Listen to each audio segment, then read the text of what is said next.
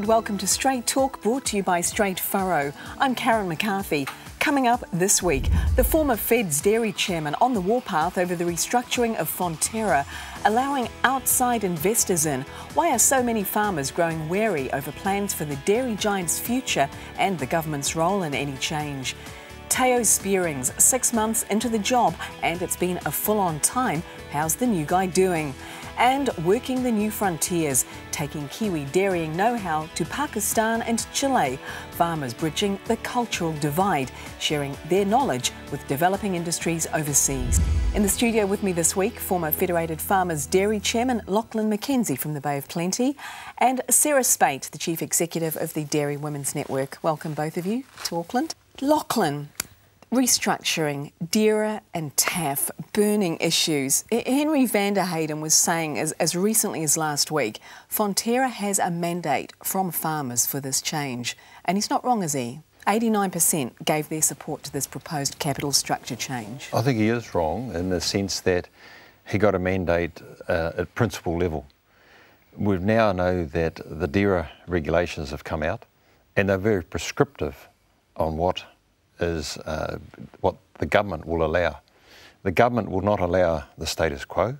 It has to have open entry, open exit, and it has to have an open market valuation of the shares rather than the current restricted if we do not go ahead with TAF. So that's the first thing. The second thing is, with the TAF regulations, it's saying that the government states that we have to have at a minimum of $500 million in the shareholders fund, and the Constitution allows up to 25% of our 100% owned cooperative to be sold to outside investors before we come back to the farmers. And just listening to the radio as I was driving up here this morning, the chitter-chatter between investors, they're already starting to squabble over Fonterra. The Wall Street Journal has stated that it is the best buying of a dairy giant in the world to buy the shares before the farmers realise that's how undervalued it is. So those are the key things that need to be recognised, that there is a significant difference between the notion and the principle that was sold to us and the reality of the current legislation before the government. So were farmers ignorant? Did they misunderstand, or are you saying worse, they were misled? A bit of all above, but what I am getting is there is a large number of farmers now contacting us in the networks that are developing saying we made a mistake. It's not the 10% that voted against it initially, but it's a large number of people saying, now we understand the consequences of this proposal, we've now changed our mind. And that's what's got me going, is the fact that a very large number of people are now saying, hang on a minute, we actually didn't understand what we're voting for, and we've now changed our mind. Sarah, what are you hearing? What are your farmers telling you? Yeah, a reasonable level of concern, Karen, I guess. And we've had quite a few of our regional groups have met to discuss the issue with various interested parties, either from Fed Farmers or Fonterra or whatever. And so we've had a number of women put forward submissions, and we're certainly encouraging our members to get as much information as they can, and then if they feel strongly enough to make a submission.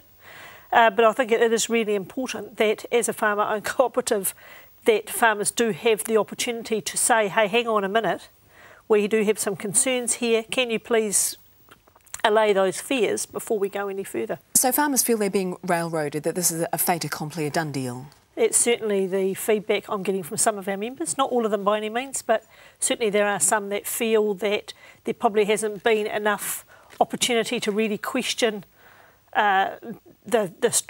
what this DERA thing looks like and TAF look like, to make sure that their interests are safeguarded. Are they feeling they've been deliberately kept in the dark, that there is, something going on here that they should have been filled in on from the get-go? I'm not entirely sure whether that's the case, but I think one of the issues we've got in New Zealand, that most people get their news from the media as such, and sometimes it's coloured by what the media think is important as opposed to the pieces of the legislation that are really important. So that's why it's been really good for these groups to sit down and talk to, I don't know, a shareholder councillor or someone from Fed Farmers Dairy section, to actually work through what it actually means, and then think about putting forward submissions. It's interesting that it's majority, well, there's a large number of women that are driving the questioning of the consequences of this TAF proposal. Federated Farmers has been traditionally a male-dominated, and the politics has been male-dominated forum. But I find that the networks that are developing and the discussion and the questioning that's arising has been a very large number of women, and if not been driven and led by groups of women around the countryside. And that is very encouraging, that they feel empowered enough to actually ask the hard questions. You know, the Women's Network is being developed because we've got a cooperative nature in the dairy industry, and they see the consequences, or fear the consequences, of not having that cooperation in the dairy industry going forward. We have a world-leading dairy industry in New Zealand, and that's because of our cooperative nature. We had legislation that forced us to be in a cooperative nature until about 10 years ago, but we have the power of the cooperative, maximising the return back to farmers and to farming families. And I see that the women are concerned about their future generation, about the next generation of children coming through onto the farm, and what will Fonterra look like, or what will our dairy industry look like in 10 and in 20 years' time. And they want a cooperative that will maximise the payment back to farmers. They do not want that to be diluted by outside investors taking it. And the headline news in the business sections this morning is that New Zealand investment entities are concerned about the milk price, and they wanted to make sure that the milk price is down so they maximise the dividend. I can't understand where the government is coming from when they want to maximise the dividend payment to pay, essentially will be overseas investors, and hence minimise or reduce the price that's been paid to New Zealand farmers and New Zealand farming families. You know, I just can't understand. What makes you so sure that allowing outside investors in would put downward pressure on the farm gate price of milk? Well, the government, as their own government papers, the RIS, the Regulatory Impact Statement, states that one of the benefits of having outside investors is to counterbalance the power of farmer suppliers who want to maximise the price. The counterbalance to that is so that the dividend is increased. And there's only one pot of money, and if you want to increase the dividend, you have to decrease your cost somewhere, and the cost to the cooperative is the milk. And so it's stated, the stated intent is to grow the capital markets in New Zealand. Well, capital markets actually don't make any export dollar earnings for New Zealand. The stated intent is to take the power, or reduce the power, of the farmers in demanding to maximise milk price. Well, when we're exporting 95% of our milk, what's wrong with maximising our returns to New Zealand? Is Lachlan right? Are farmers concerned about that loss of control? Yeah, I think so, Karen, and I think Lachlan raised a very good point when he said that women are concerned about what they're going to have to hand on to their children. I mean, you have to remember, most of the dairy farmers now that hold equity in Fonterra have been there right from the time, before Fonterra was formed, have gone through all the pain of having to buy shares and what have you, and quite rightly are concerned about the value of that shareholding being diluted and not being able to pass something on to their children that is in good shape, I guess. And is there a feeling, the co-op's been there and working effectively and efficiently? If it ain't broke, why fix it? Why try to change it? Yeah, very much so. That comes through time and time again. That I don't think there's any dairy farmers I've spoken to that want to lose the cooperative as such, that even though it's large now and sometimes it is hard to feel like you have a real voice, the cooperative nature of dairying in New Zealand is really, really important. It's important, it's almost a value to our dairy farmers rather than just being about money. It's about the values that drive the cooperative system. Coming up, home on the Hacienda, she oversaw milk production from 14 farms and 35 dairies, working for the biggest privately owned milk producer in Chile, developing dairy industries overseas.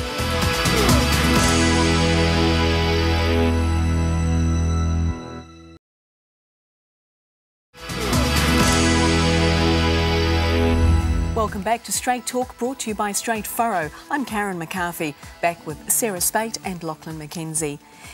Sarah, I wanted to talk to you about your time overseas, but just quickly, your network celebrated women in the industry recently, naming the first Dairy Woman of the Year. Tell me about the winner. The winner of our inaugural Dairy Woman of the Year is a lady called Barbara Kuriga.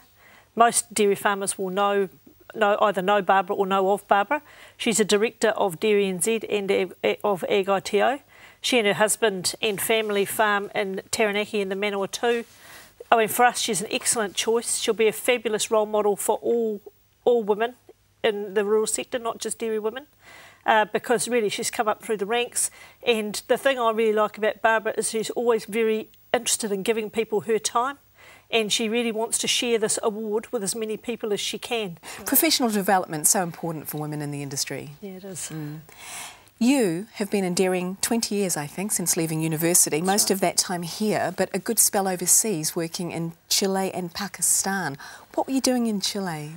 In Chile, I was fortunate enough to secure a job for a New Zealand-owned company in Chile. The only reason I would go and work in the Chilean dairy industry was if it was going to benefit New Zealand in some way. And we supplied a number of dairy companies, but by far the most of our milk went to Soprole, which is 99% Fonterra owned. And so, yeah, I oversaw milk production on all of their farms. The biggest farm was 20,000 hectares, 13 other smaller farms that were sort of around between 100 and 400 hectare range.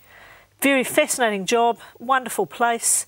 The climate is, fantastic for producing milk. I've heard the climate's quite similar, is this right, to the New Zealand climate in terms of pasture and the fertility of the soil? Very similar to the Manawatu would be how I would describe it. Not a whole lot of summer, but it was fantastic for growing grass. And labour's reasonably priced compared to New Zealand, of course, so you can see where the competitive advantage of South America comes from in that respect. Infrastructure very poorly developed compared to here, of course. But, it was a fascinating year, and certainly that business is growing and continuing to grow.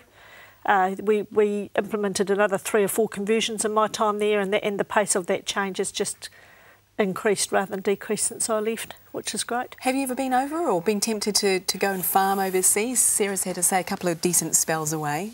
Oh, look, no, but we do recognise that there's a sweet spot in the southern hemisphere where there's a moderate climate for growing pasture. Predominantly the milk around the world is produced from grain, and as the world's population grows, that grain will be required more and more for human consumption. And so we've got to maximise the milk production from the pasture sector. We can't digest the pasture, but we can turn that pasture into the best nutritional food that we can through the process of a milking cow. It's a great nutritional story, taking the energy of the sun, the moisture that arrives in that latitude, and turn it into a highly nutritious food. That's a success story, and in some of these countries, it's the infrastructure and the political lack of political stability that just hampers us in the ability to do that. Interesting to see firsthand, I'm sure too, with farmers having an eye on South America as potential competition for export markets. Just to see firsthand, I guess, what's coming out of countries like that. Yeah, well, the original investors went over there. They were looking for somewhere to buy land that was cheaper than the land prices they felt were getting out of reach in New Zealand in the traditional dairying areas. Because there's a lot of Kiwi investors in Chile. The majority of them, I think 95% of them are Kiwis. So they looked for somewhere that had the ability to grow grass like we do, so that, as Lachlan said, they could tell that story, that nutritional story of putting pasture into cows to create milk. So, I mean, the farms have gone from a very grain-based calving all year round system to a more traditional Kiwi block calving, mainly pasture fed type system. Is there anything that the Chileans do that you're able to bring back to this country, or was it very much kind of one-way traffic when it came to learning and teaching? Was it all Kiwi know-how being exported, really? Yeah, to be honest, it really was more the other way, if you like. One thing I did learn, though, was the nutritional side of feeding supplements to cows. I mean, I'm a bit of a dinosaur. My training's been in getting as much grass into cows as possible without having to add much else. So, to go into systems where probably 60% of their food was coming from grain and things like that, was quite interesting to learn some of the nutritional side of that, and really just reinforced my belief that the pasture-based system is head and shoulders above anything else, both for animal health and for profit. Lachlan, you must know how highly regarded New Zealand is when it comes to farming and productivity overseas. No? But there is the lessons that we learned, even if the message is just to reinforce what we're doing is actually on the right track. And so, you know, I've been privileged to have travelled extensively around the world, and I always look at the dairy industries, from Japan through Australia through Americas, and yeah, you learn lessons from everybody. It may be to confirm what you suspect at home. It may be lessons that we've learnt from other industries, what not to do, and so that's why I'm so passionate about keeping our industry in a cooperative. It's the power of that cooperative that maximises the benefit back to New Zealand from the most successful industry that we have.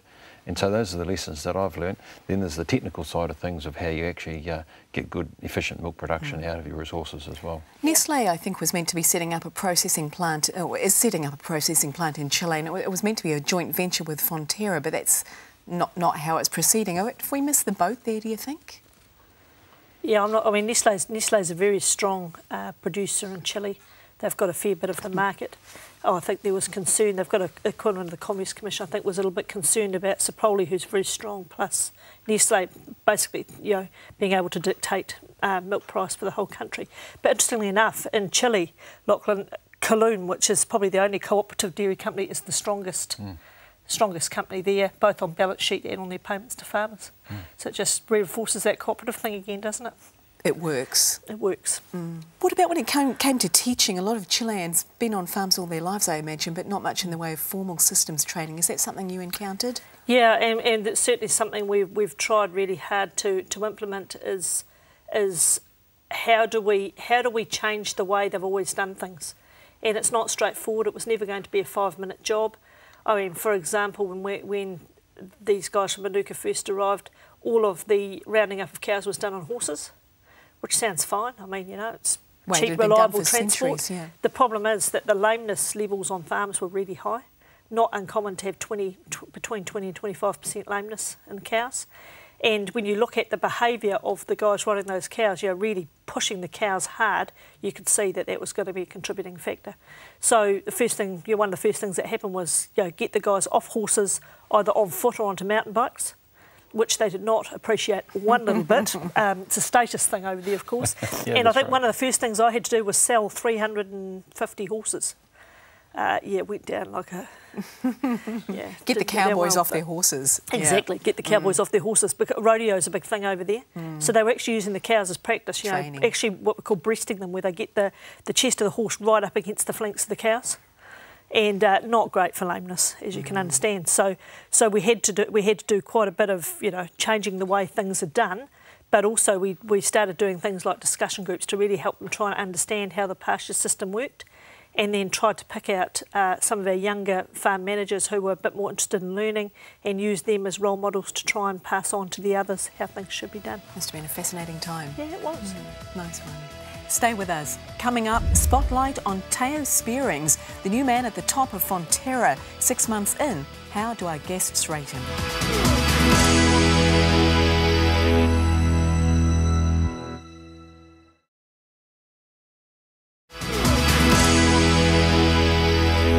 Welcome back to Straight Talk, brought to you by Straight Furrow. I'm here with Lachlan, McKenzie and Sarah Speight. Teo Spearings, can I just get your report card? 6-7 months in. Lachlan first, how's the new CEO doing in your view? We've certainly done a refresh of the strategy, and certainly has done a better job at articulating where the cooperative is going and what the strategy is, how we're going, what areas of focus there is. He's a good frontsman, isn't he, for Fonterra? Yeah, and so that is what is certainly required by the members of the cooperative to understand where we're going with our investment, with the capital that we're putting into it through retentions and new capital going into the company. So that's the bouquet. Unfortunately, I think there has to be a bit of a brickbat, and that is articulating his understanding of the benefits of a cooperative. I think that is, and that's showing up through the discussions around TAF and around the DERA. You know, there's certainly the benefits of our members being part of a cooperative is the participation on that cooperative, is the milk production through its factories, and that hasn't been emphasised and articulated in a level that farmers wake up in the morning and go, yes, I am part of a cooperative, I'm part of the family of Fonterra, I am part of New Zealand cooperative, powerful cooperative, I'm part of New Zealand society and just a sector of the community. I think that's where we have to go back to. We're starting to tell our story with milk in schools, etc.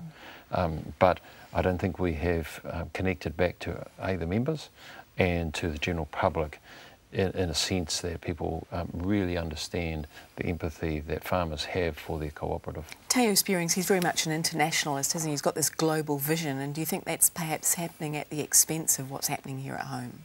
I think it's probably too early in his tenure to say whether that's a reality or not. But yeah, I think his international experience is a real strength. But he does have to get to grip very quickly with what the values are that his shareholder base holds dear. I think he's a very personable guy. I've had the opportunity to meet him a couple of times, and he was at conference, wasn't he? He was at conference, yeah. And I've been invited up to Auckland to meet him pre-conference, which was lovely. Yeah, very warm, engaging guy, a good listener, which I think is really important in his role, that he's able to do that.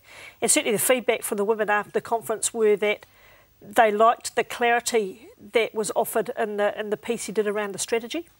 It helped them understand why there's the global vision and why things have to be global in order to compete in the international market. It'll be interesting to see how the next 6 months goes when the rubber really starts hitting the road around the DERA, around TAF, those kind of things, to see whether he can stay strong to the principles he was employed to retain, if you like. But yeah, no, on the whole, I think he's very engaging. He's charismatic. He's shown that he's intelligent and he's able to present strategy in a clear, concise way that his farmer base can understand, which, yeah, I think it's a really good start. Do you think he's doing enough getting around to the grassroots? He's struck a chord with the business community. What about with grassroots farmers, Lachlan? No, well, we question whether that's his role. He's there to run our marketing and our processing company for us. It's our cooperative. He's part of the team that needs to be telling the story. That's only one way of communication. We're communicating via the television at the moment. And so, I'm not prescribing how that message should be told. What I'm saying is that the message has to be told. We have to ensure that the family pulls back together again. And I use the word members of our cooperative in a very deliberate sense, because we have talking far too much about shareholding and dividends. And the cooperative strength is members of a cooperative. The principles are that we participate in the cooperative through our milk production and through capital contribution. Those are the key principles and things that has to be articulated, so we have a unity of purpose and unity of direction going forward. So we're all having this nice stuff offshore, but we have to have a strong home base to keep that offshore going as well. Yeah, and I think the role that Teo and the whole cooperative will play in terms of bridging that urban-rural divide is critical, and particularly over the next 12 months. I mean, the things I believe have deteriorated quite a lot recently around the perception of our urban counterparts around the effect of dairying, particularly on the environment, but also on the economy. So it'll be really good to see whether milk in schools is a good start, whether we can capitalise on that to try and start, as you say, developing some empathy with our urban cousins, if you like. And there is a definite disconnect at the moment, isn't there, between the directorship, I guess, and shareholders, or as you say, the members of the co-op. Yeah, and we've even had ministers of the government stating that comments that have come from the Shareholders' Council is not representative of the shareholder base. I take quite strong exception to a Minister of the Crown stating that our elected representative is not representing us when he criticises what's in the DERA. It's a bit bizarre, isn't it? Absolutely. I could understand questioning. Why has he formed that view? Some of these politicians are a little bit sensitive to criticism, and they were basically criticising the DERA regulation, that is proposed DERA regulation, and he's come out hitting back at that criticism, but he's come back attacking the personalities and the representation of our farmers rather than articulating and discussing what the real issues are. And so, I take objection to someone from a government criticising our leaders and our elected representatives for expressing their view of what the shareholders are feeling rather than debating the real issue. Mr. Spearings, he's been up in Indonesia, I think, this week, and China before that. Maybe time for him to come home. Thanks, team. That's it for Straight Talk this week, brought to you by Straight Furrow. Thank you to both my guests, Lachlan, McKenzie and Sarah Speight, for being with us, and to you at home for watching. Be sure to check out our website for more great programming and drop me a line about what pushes your buttons. I'm Karen McCarthy. See you next week with more Straight Talk.